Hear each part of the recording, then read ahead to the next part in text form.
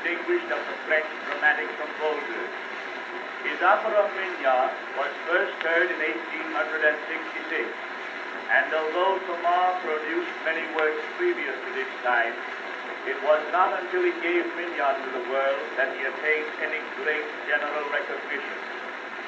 This work was an overwhelming success, and its composer at once leaped to worldwide fame. 2 years later, this masterpiece was followed by Hamlet, which became equally popular in France, but not elsewhere. On the strength of these two operas, Thomas was appointed in 1871 to fill the position of Directoire of the Conservatoire of Paris. This position he capably filled until shortly before his death at the age of 85 years. Thomas was made a Knight of the Legion of Honor in 1845, and he received the Grand Cross in 1894 on the occasion of the 1000th performance of Mignon. Mignon, of noble birth, has been stolen by gypsies in her infancy. Her mother died of the shock, and her father, his mind partially affected, disguised as the harper Lothario, wanders in search of his child. The opera opens when Mignon is about 16 years old. She is still ignorant of her parentage and is cruelly treated by the gypsy leader.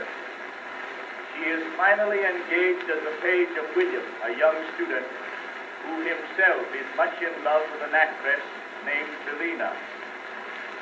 Mignon falls in love with William, but he is sublimely unconscious of her devotion and follows Selina and her troupe of players. This troupe finally arrives at the castle where they are to perform, and William enters with them, leaving Mignon to wait outside. Maddened with jealousy, she is about to throw herself into a nearby pond when she is restrained by the sound of Lothario's harp. She rushes to him for advice, and in her excitement invokes vengeance upon the castle and its inmates. The entertainment is finally concluded, and the inmates of the castle emerge. Selina sends Mignon in for some flowers she has left. Suddenly, flames appear from the windows. Lothario, crazed by his own grief and Mignon's troubles, has fired the castle.